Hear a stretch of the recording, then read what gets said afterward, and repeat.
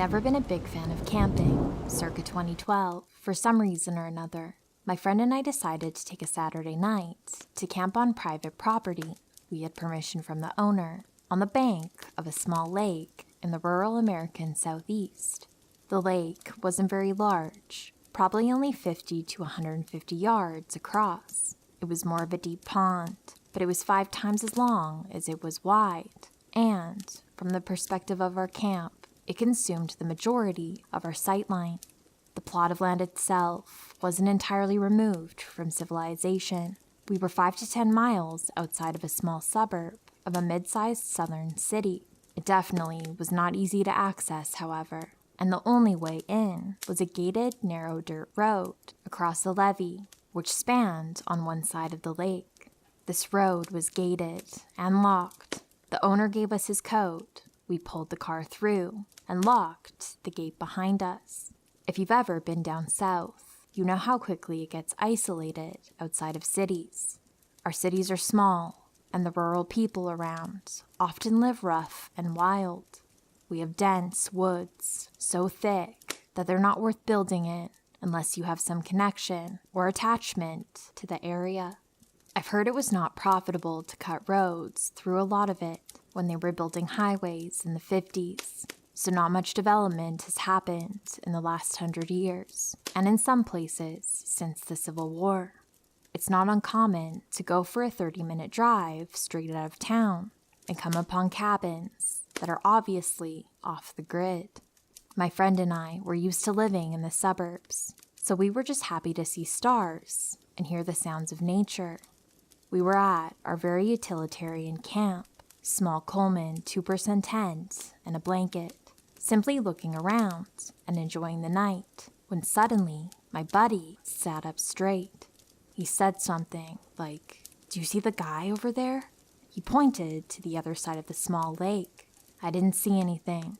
I sat up slightly and said, "Nah, it's just the dark playing tricks on you." He seemed actually shaken. "No, look, there's a bunch of faces behind the trees now." That got my attention, and I sat up fully, rubbing my eyes to try and gain full focus. And then I saw them. Small, round, white faces stared back at me from across the lake, maybe 15 to 20 of them. All were positioned in such a way that their bodies were behind the trees, and only their heads were visible. The best way I can describe the faces is like very pale, somehow internally illuminated children. I should mention that neither of us were drinking or high. We were too young for that, not for at least a few more years. We had eaten dinner at home and were just planning on going to sleep after chilling out for a while. The faces weren't moving. I was kind of sitting there in shock, thinking that my eyes would adjust and I would see that they were a reflection, bugs, owls, or something.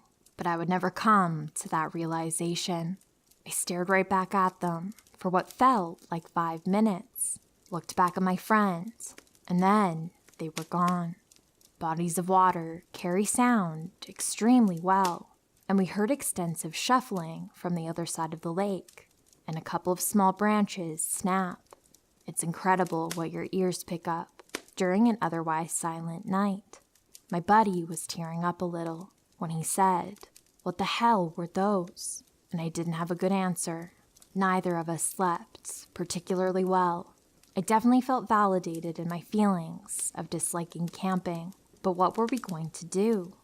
I tried to do some research on the internet, but I never found a phenomenon that could explain that.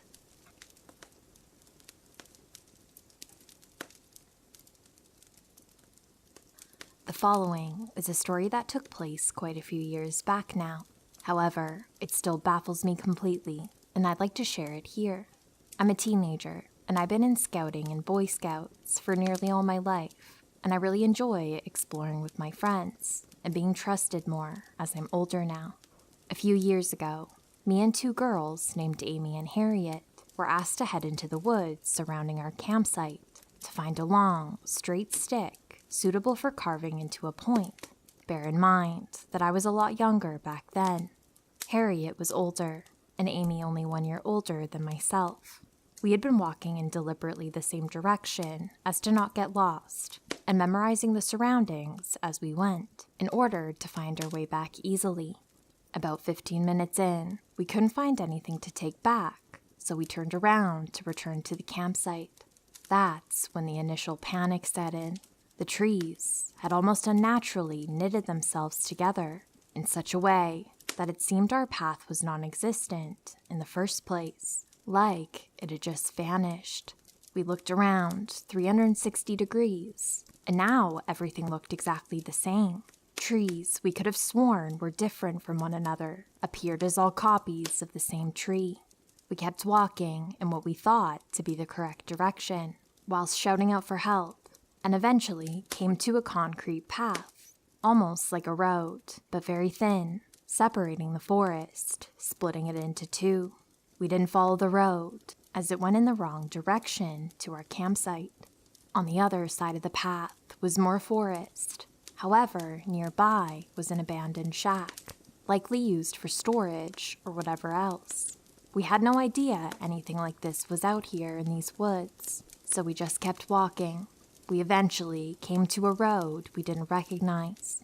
A woman wearing a pink and purple regatta outdoors coat walked past, and we frantically asked her for the direction of our campsite, as by now, according to our watches and Harriet's phone, we had been walking for about an hour and a half. She said she'd never seen us before, but she said there's another campsite in that direction. We followed her advice and eventually came back to our campsite. We frantically apologized for being so long and that we couldn't find anything.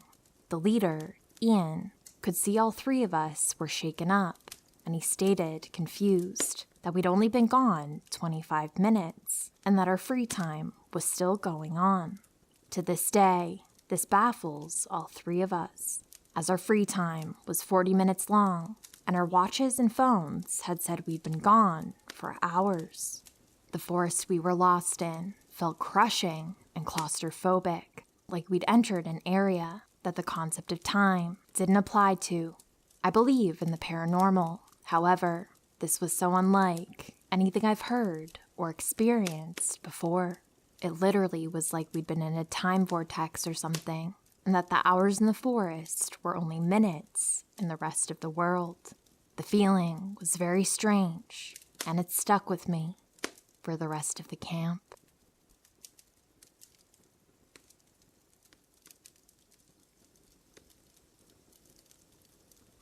This happened when I was much younger, so details might be a little shoddy, but honestly, I remember it like it was yesterday. I live in Australia, and we don't have much woodlands here, besides a few that span on for a couple 100 acres or so, nothing like what Americans have. And when I was younger, I'd get lost in these woods a lot, and sometimes even sleep in them for a couple days at most, surviving off fish and creek water. I'd never had any creepy encounters besides this one time. I was about 10 years old, and just like I do at least once every 2 to 3 years, I had gotten lost in the woods again. I was completely fine during the day, as I had eaten an hour prior to realizing I had no fucking idea where I was. So I had the old, "aw shit, here we go again" moment, and decided to walk around to find some sticks to make a little fire. I knew a lot about outdoor survival, as my family went camping a lot, and I watched videos on YouTube all the time since it interested me, and I loved the woods. I'd set a fire up as it started getting dark and was about to put out my fire before I saw a small deer on the tree line, just nearly out of range of my fire's light. It was staring at me, which gave me chills, but I just went, "Aw, a little deer," and I waved to it. The deer scurried off into the bush behind it, and I couldn't see it anymore. Then I heard this really weird noise, like twigs snapping, and all of a sudden, a much larger deer came out of the same bush I just saw the small one jump into. At this point, I knew something was off, so I stood up and stared at the deer as it stared back at me, and I was mentally preparing myself for the idea that this thing could run at me. I was a little kid. The fuck am I supposed to think? The deer started walking a bit towards me, and I backed up a little and crouched down. But as the deer kept getting closer and I kept backing up, I looked down and realized this fucker had a hoof directly in the fire and wasn't reacting to it at all. This creeped me the fuck out. I mean, his fur was burning and it was starting to burn its skin, but it just wasn't reacting.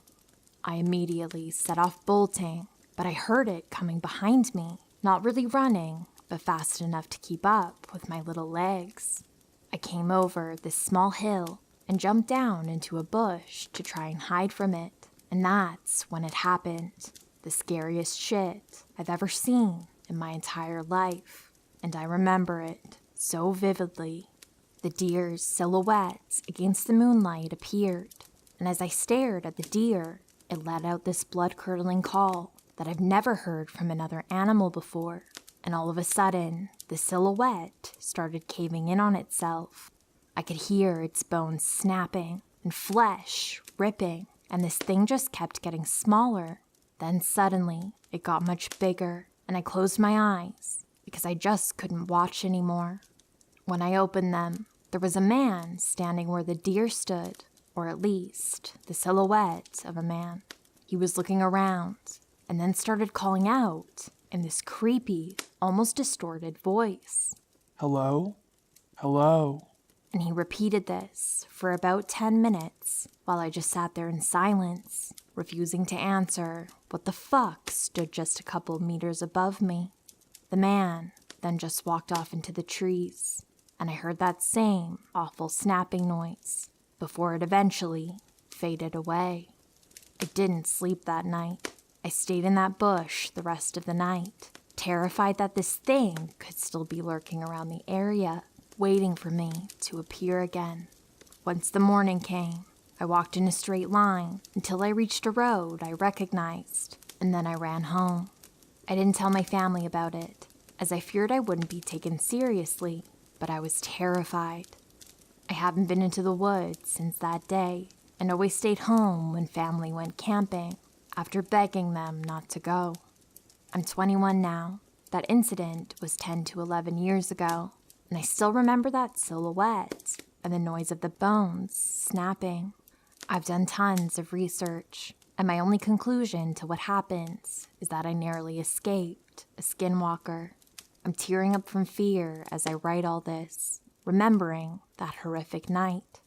I hope you all enjoyed my retelling, and if anyone has any other explanation on what this could have been, please tell me. Hey friends, I just wanted to end this video by thanking you for your continued support. You all mean so much to me, and I hope that you're doing well. Please comment and like if you enjoyed. Take good care, and sweet dreams.